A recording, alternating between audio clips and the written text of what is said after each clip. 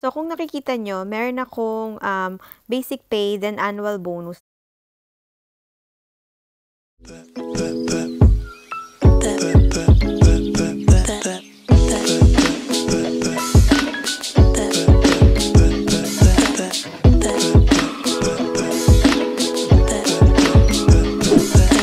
Hello everyone and welcome back on my channel. So, today's video, i-share ko sa inyo kung magkano ang sweldo ko dito sa Maldives. So, ako ay nagtatrabaho sa resort at ang sweldo ko might be different from the people who's working in other property, in other resort as well, or in Male, dun sa city. Magkakaiba pa rin. Pero ang sa akin, i-share ko lang sa inyo kung magkano ang pinakasweldo ko dito. Kasi, para may idea kayo kung magkano ang swelduhan sa resort. Parang expectation nyo, ma-incline nyo kung ano yung parang pinaka-reality. Ayan. So, if you're interested to know how much I earn and how much is my sweldo here in Maldives, please keep on watching. Basically, meron akong tinatawag na basic pay, service charge, tapos yung other allowances. Yung other allowances ko, yun yung parang commission ko. Kasi dun sa field na pinagtatrabahuhan ko, which is the sa spa, every treatment, kasi beauty therapist ako, tsaka slash receptionist. So, every treatment that I do and every retail sales that I sell, meron akong commission doon. So, yun, other allowances and bonuses, yun, ang tawag doon. And then, meron pa kaming tip na sinasay ng guest sa bill. Tapos, meron pa akong tip na cash on hand. So, ipapakita ko sa inyo yung isang payslip ko, papasilip ko sa inyo para magkaintindihan tayo. So, kung nakikita nyo, meron akong basic pay, then annual bonus dito. Then, meron akong other allowances na later sasabihin ko kung bakit. May service charge, may deduction ako na 3.57 dun sa tax shop namin or the sari-sari store. So, total amount na pumasok sa bangko ko ay 136,000. Pero hindi lagi. Ngayon lang kasi may bonus kami. Take note na ngayon lang yun kasi hindi naman araw-araw kaming may bonus. Once a year lang. Kung nakita nyo ay hindi pa yon full month. Hindi pa siya buong buwan ng swineldo ko. Kasi yung cut-off namin, parang ano lang yon 15 days ata lang yon. Pero yung syempre yung basic, buong buwan yon. Pero tapos yung service charge, hindi rin buong month yun. Close yung operation namin by 2nd of January. Tapos, meron pa doon na other commission, yung other allowances. Yun yung commission ko for 15 days ata nag-run kami nun Kasi yung cut-off, I'm not really sure, pero hindi siya buong buwan.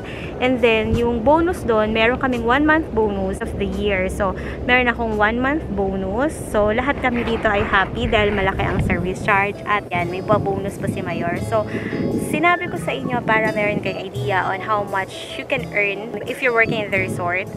Basic yung sa maliit. Pero ang catch lang nito kasi mas maganda kasi wala kang iintinding lahat. Just for your information, free yung food, free yung accommodation, free yung everything that you think of, free. Tsaka yung toiletries mo, yun lang yung iisipin mo. But other than that, wala na. And also, wala kaming tax dito. Remittance tax meron. Kung mapadala ka, 3% yung kukunin nila doon. Pero kung kikip mo yung money mo, tapos iuwi mo sa Pilipinas, so safe na safe ka sa tax. Yun. Kung iisipin ng iba, mas malaki naman yung sa iba kesa dito. O mas malaki. Pero yung catch kasi noon, wala naman kasi kaming ginagastos dito sa resort. Kaya kung makikita nyo yung basic ko, mababa naman talaga. Kung kumpara sa ibang mga bansang swelduhan. Pero wala kasi kaming binabayaran na anything dito. So, okay lang. Ganun pa rin. Parang suma total, okay lang din kahit mababa yung service charge or mababa yung basic. Pero for your information, para ang ganda ng background ko, 'di ba? Ngayon ko lang din appreciate. Ang service charge namin ay average average kami ng $500. Pag low occupancy, pwedeng 500 400 ganyan. So, pero may buwan din na naabot kami ng 1,500. Pero hindi palagi. Yung other allowances naman, yung uma-average ako doon $400 a month ko. Yun yung mga commission ko, yung tips ko, ganyan. So, iba pa yung tip ko sa nakakukuha kong cash on hand. Iba pa yun. Dati gumawa ako ng parang documentation lang for myself. Tinignan ko kung magkano yung makikitain ko pag di ko ginalaw yung tip ko for 4 months ata 5 months yun bago ako umuwi. Naka 35,000 pesos ako, yung mga cash on hand, yung convert ko na, yung pinapalit ko, yung mga cash on hand na mga inaabot-abot sa akin ng mga guests. So, umabot siya ng ganun. So, malaki rin ang tip-tip. Pero, hindi rin lagi. Pero meron. Meron at meron na tip talaga. Hindi ka naman masi-zero. Pero, may minsan mababa din. Especially hospitality, di ba?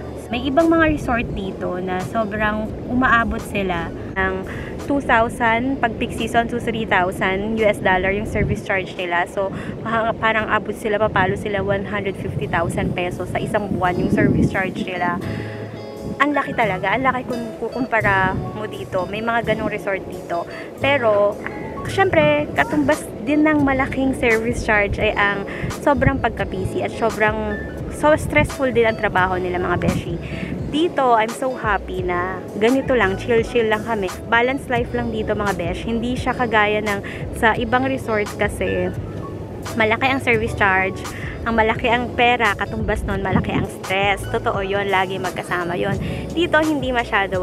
Parang I found second home away from home talaga to. Yung food namin dito, one of the best food pagdating sa staff food dito sa Maldives. As in, sobrang totoo to. Ang dami nang nakadalaw dito at they really praised and they are really impressed on how our food in this property.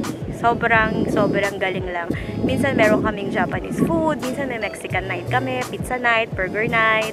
Meron kaming iba't ibang klase. Minsan may Filipino food. May na live station, may Japanese, may Chinese, anything that you can think of na siniserve sa mga luxury restaurant.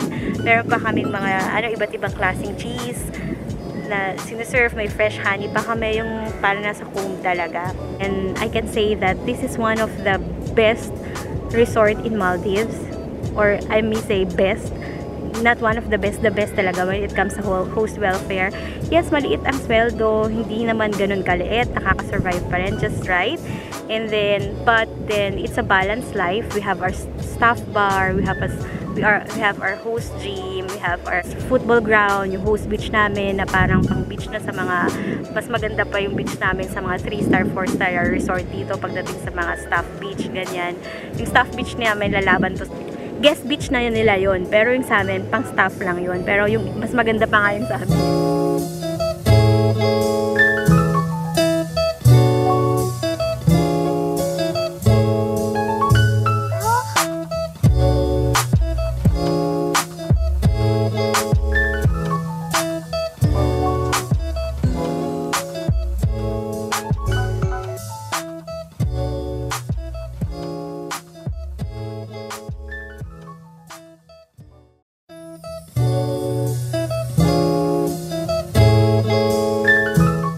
Namin, makakapunta kami sa city or sa Male, hindi kami malayo doon.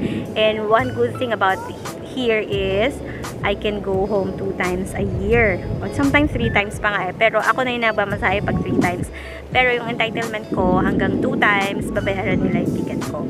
So, where can you get that in Maldives? Dito lang yun. Especially hindi naman ako nasa managerial level. So, ayan. Kaya, sinashare ko to sa inyo para magkaroon kayo ng idea. And also at the same time, pupunta man kayo dito, alam nyo na kung anong expect yung salary, pero hindi pare-pareho. Kapag talagang mga basic salary sa mga resort, that one I can assure you that compare sa ibang mga bansa, it's because may service charge. So, pantay lang din. Sabihin na, baba naman pala na swelduhan. Yes, pero wala naman kaming gastos, diba? So, parang pantay lang din yun. Napagod lang kung mupos, so tumayo na tayo. Ayan, bumabaho na ako doon. Story time lang tayo, habang nasa beach tayo. Ayan, ang ganda, diba? Dati hindi, ang pinipray ko lang na sana magkaroon ako ng sweldo na nung bata pa ako, feeling ko yung 20,000 pesos nun, ang laki na. Hindi naman tayo galing sa yaman, diba? Sabi ko sana, paglaki ko, magkaroon ako ng sweldo ng 20,000 pesos, ganun. Feeling ko, ang laki na nun. Tapos pinagdadasal ko talaga yun. Tapos yun yung dream ko. Tapos gusto ko pang maging cashier dati nun sa supermarket kasi feeling ko, ang ganda ng trabaho nila. Feeling ko, cashier, computer yon. Sabi ko, ay gusto kong maging cashier paglaki ko. Pero but then, ito, God gave me more than I'm asking or what I'm dreaming of when I was younger. OA na to sa OA sa ibang mga tao. Pero para sa akin kasi, malaki na kasi yung sweldo ko. If I compare my sweldo few years ago sa Pilipinas, grabe kasi nag-start din naman kasi ako maging na-experience ko rin maging crew, na-experience ko rin maging crew sa Kenny Rogers, then nag-Burger King ako, and then nag-Coffee Bean ako, and then what else, ano pa bang mga niraket ko nun, tapos nag-part-time job pa ako, I remember, sa Landmark, and then after that, naging manager na ako sa Asda. Hindi, beauty bar pa ako. Ang dami ko rin pinagdaanan bago ko, feeling ko dream come true ko to. Kasi, look at the environment. Tapos yung sweldo ko, hindi naman ko isa laki na, kikitain din naman sa Pilipinas. Kaya lang, wala naman kaming kaltas dito. Walang gastos. Ipon goal talaga. So, nakakaipon. And also, hindi lang naman ako yung natrabaho. Pati yung asawa ko. So, dalawa naman kaming natrabaho sa household. Ang dami ko ring hirap na pinagdaanan. Nangako ko sa sarili ko, nung mga tipong nagko-commute ako, tapos papasok ako sa work, tapos parang ang fresh kong pumasok pagdating ko sa trabaho, amoy gasolina, ganyan, tapos ang init-init, talagang commute, siksikan sa jeep, tapos parang sabi ko, ay grabe yung hirap ng buhay, no? Tapos yung susweldohin ko ang liit-liit lang, and then dun ko nasabi na, okay, sige. Sabi ko, hindi ako forever dito. Nangarap talaga ako, mga beshi. Sinabi ko, hindi ako magiging forever dito. Kailangan gumawa ako na paraan. I will really work hard para hindi ako mag-stuck sa ganitong sitwasyon. So, nag-try akong mag-apply ng mga abroad. Yung first na in-applyan ko, yung Qatar, siguro hindi para sa akin yun. So, the door didn't really open for me. And here comes the Singapore. Nagtrabaho na ako noon. Kaya lang, something really came up na hindi na ako pwede dun magstay na magtagal. So, hindi rin nag-work out ang Singapore ko. Kahit nandun na ako, besya, nagtatrabaho na ako. So, because that's not really for me. And then, after that, umuwi ako ng Pilipinas. Luhaan talaga. Akala ko talaga wala na akong pag-asa. And then, here comes Maldives. Feeling ko, kung para sa'yo talaga. Pinagdasal ko, and I think, nakita talaga ng Diyos kung how hard I tried to really get out from that situation. Lahat tayo gustong makaalis doon, wala namang gustong magstay sa kahirapan, diba? Bukod sa I really work hard, ang isa pang sandata ko, feeling ko na nakatulong sa akin ay yung prayers and faith. Sinabi ko, thy will be done. Ikaw na bahala sa buhay ko, since I will give this all to you. Please take over my life, direct my life. So, feeling ko dinirect ako ni God dito kasi para ma-improve yung situation ng buhay ko compare noon. Ngayon, meron na akong bahay, meron na akong sasakyan, meron na akong mga properties na hindi ko inaasahan nung mga bata pa kami. Ano lang nga, nagre-rent lang kami, wala kaming NPA kami dati, no permanent address, mga besh, kasi wala kaming sariling bahay. So, nagsumikap, hindi lang ako, pati yung mga kapatid ko nagsumikap mag-aral, nagsipag tapos. Ngayon magaganda na rin buhay nila. Lahat kaming magkakapatid, meron na kami mga bahay at sasakyan. Hindi ako nagyayabang, mga beshi. Sinasabi ko yun para ma-inspire din kayo na kami sobrang nanggaling kami sa hirap. Minsan, pumapasok kami ng sakto lang, pumasaya lang yung dala namin. Yung mga ganon kahirap talaga na beshi na buhayan. Pero pinilit namin matapos yung pag-aaral namin. Tsaka hindi kami lumiko ng landas. Hindi kami tumakas sa sitwasyon na yon sa pamamaraan ng pag-aasawa. Naisip namin na hindi yun yung way out para dun sa ganong sitwasyon. So lahat kami nagsikap, lahat kami nag-aral, lahat kami nagdasal, lahat kami nag-rely sa Diyos. So yun ang story ng buhay ko. So hanggang kailan ba ako sa Maldives, I don't know. Only God knows. Malalaman mo yan pagka pinagdasal mo at saka nagbigay na sa'yo ng mga signs si God na it's time for you to go home because this is my second home, but yet this is not my home. Kung nandyan ka, nagtrabaho ka, feeling mo ang hirap-hirap, gusto mo mag-abroad, pray for it. And you really have to pray harder. Yan. So, nandyan din ako dati. Hindi ko nga rin inakala na na mag-i-improve yung buhay ko ng ganito kumpara sa dati ko. Hindi madali, pero by the help of God, you can get through it.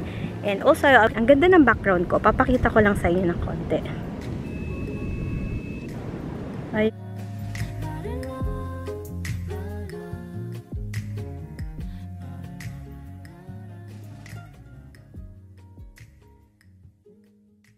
Ayan. O, diba? Yung moon, diba? Bumubongga na.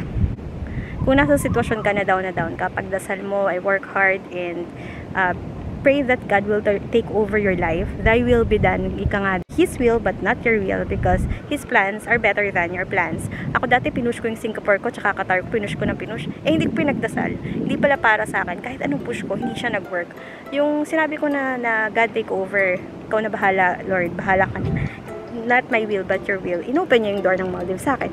Then, kung nasa Maldives ka na, tapos nagkataon na sa city hotel ka, or nasa mga guest houses, maliit lang ang swelduhan dun eh. First job ko, $350 lang sweldo ko dito, besh, mga 17,000 pesos. So, wala pang mga service charge yun. Sa ano yun, city, sa Male, parang isa sa mga cafe or gym dun sa Male, dun sa city nila. Tapos, sobrang liit niya. Pero, tinagalan ko, pinagtsagaan ko kasi yun yung entry level ko sa Maldives.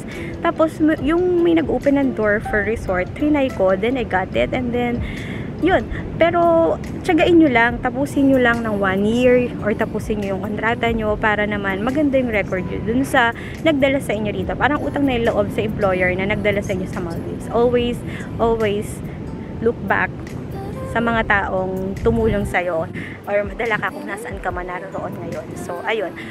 Tumalaw lang tayo ng utang na loob and always thank people who really help us sa kung paano ka pumunta sa taas. Huwag makakalimot mag-look back. Ayun lang. Thank you very much for watching. Hope you enjoy this kwentuhan video, and if you do, please do give me a thumbs up. And would you mind sharing this with your friends and family? And I hope to see you again on my next one.